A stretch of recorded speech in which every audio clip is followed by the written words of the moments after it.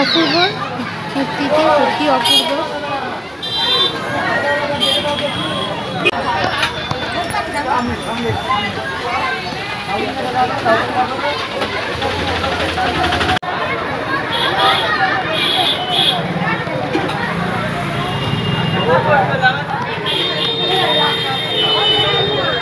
নমস্কার, আমরা এই মুহূর্তে হচ্ছে মন্দির বাজার চিমুর, সেখানে আসুন আমরা মন্দির কমিটির দিয়ে তোমাকে কিছু কথা জেনে নেব।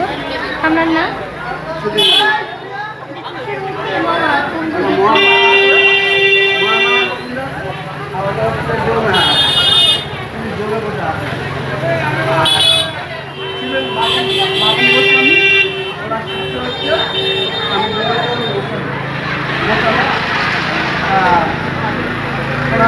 বাবা এই স্মৃতিটা তৈরি করে দিয়ে হ্যাঁ, এই স্মৃতিটা তৈরি করে দিয়ে গেছিল ওনার ছেলে। ফের এই স্মৃতিটা গেছিল সংস্কার করে ফের এই ঠাকুর, এটা আগে ছিল মাটির ঠাকুর, সেটা হচ্ছে পাটা ভেঙে গেছিলো। ভেঙে যাওয়ার পরে উনি এই রিটার হয়ে গেছে, দিয়ে বললো আমি একটা ভালো ঠাকুর তৈরি করে ভালো করতে, সেটা হচ্ছে